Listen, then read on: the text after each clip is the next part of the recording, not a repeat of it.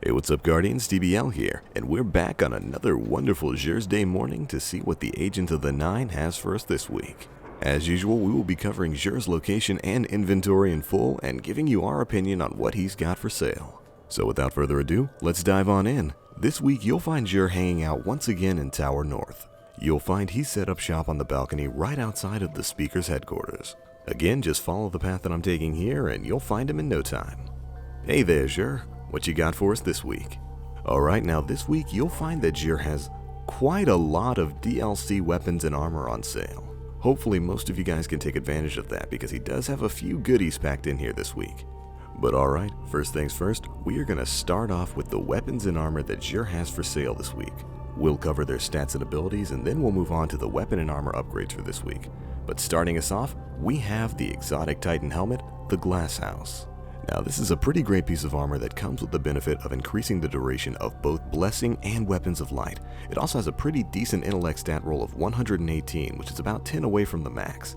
Next up for hunters, we have the exotic gauntlet, Don't Touch Me, whose special ability allows you to briefly turn invisible whenever you take melee damage. This is a really great ability for the first section of the raid. They're really good for getting you out of a sticky situation, but the stat roll on them's a little bit low. Finally, for warlocks, we have, once again, the mighty Sunbreakers, which increase the duration of your solar grenades. The stat roll on these is also pretty low, but the increased solar duration translates pretty well into the exotic weapon that we have coming up next, and that of course is the Dragon's Breath.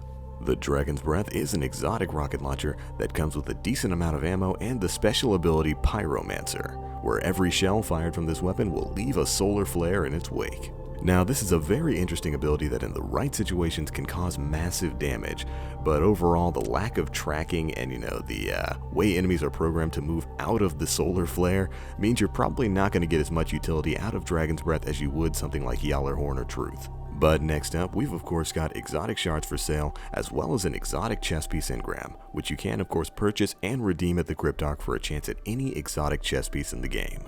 But alright, that pretty much covers the weapons and armor that Xur has on sale this week. Let's move on towards the upgrades. Now in terms of weapon and armor upgrades, these are largely the same from week to week, so we're going to go through these very quickly. First up, we've got the Acleophage Symbiote Exotic Hunter Helm. But this roll comes with a titanic amount of discipline that's very close to the max. Next up, we've got the Lucky Raspberry Exotic Titan Chess Piece. Next up for Titans, we've got the Crest of Alpha Lupi with a 159 intellect stat roll. That's pretty good, and that is followed up by the No Backup Plans Exotic Titan Gauntlets. And now finally for Warlocks, we have upgrades for the Apotheosis Veil Exotic Helm Piece, as well as the Sunbreakers, which are of course on sale this week. Neither of which have a particularly great stat roll. But let's move on to weapons. This week, Xur is offering upgrades for the Bad Juju Exotic Bounty Pulse Rifle. You can of course get this from the bounty Tolund's Legacy, and it is well worth the effort. Following that, we've got the Mida Multi-Tool, which is a fantastic scout rifle that Xur was of course selling last week. Hopefully you picked one up then.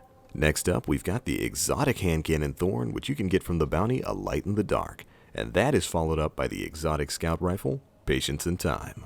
Now finally, in terms of heavy weapons, Xur is selling upgrades for both the Thunderlord and the Super Good Advice exotic machine guns, with Thunderlord being a very good weapon and the Super Good Advice being a not so good one. Maybe it'll get the buff it needs someday. But alright, that'll pretty much cover it for the weapon and armor upgrades this week. Finally, we have the strange curios that Xur has on sale this week, starting with weapon telemetries, which, when purchased and redeemed, will increase the overall amount of EXP that you get for a specified weapon type. This week, Xur is offering Pulse Rifle, Fusion Rifle, and Rocket Launcher telemetries. And you can buy a stack of 5 of these for about 1 strange coin. Pretty good deal. Now moving on to the Sparrow upgrade drives that Xur has for sale this week. This week, Xur is offering the Plasma Drive and the Emerald Coil, both of which will upgrade your rare level Sparrow into a legendary. Finally, Xur is once again offering Heavy Ammo Synth 5 for 1 strange coin. By now you guys know how I feel about this. Get it while you can. I know personally I've done a lot of raiding this week and I needed to restock, so I'm gonna buy about 200 of these bad boys and simply spread them across all of my characters, and I definitely recommend that you guys do the same. But alright, that is pretty much it for Xur's inventory this week. Like I said before, there's a lot of DLC Dark Below items, so hopefully all you guys have the DLC pack so you're not kind of locked out of Xur this week. In terms of recommendations, the Glasshouse is of course a fantastic Titan helm. That Acleophage symbiote upgrade might really be worth the trouble of upgrading and resetting the abilities, because that stat roll of 127 is like 1 point away from the max stat roll for discipline on that. So if you're looking for a good discipline roll, it might be worth your time and effort. And finally, Dragon's Breath.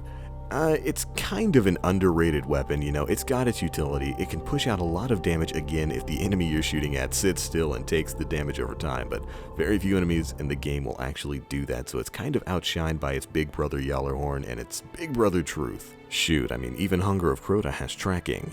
But again, it's still a weapon that has some utility. But anyways, it's pretty much going to be it for this Xursday video, guys. Hopefully, the Agent of the Nine had something you wanted or needed, and if he did or didn't, let me know in the comment section below. But alright, that's gonna be it for this one, guys. If you like what you saw here, do feel free to check out my channel where you can find a ton more Destiny videos coming out soon.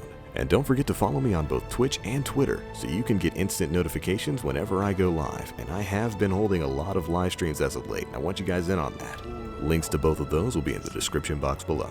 But anyways, that's it for this one now. As always, I am the Black Link. You Guardians, stay frosty.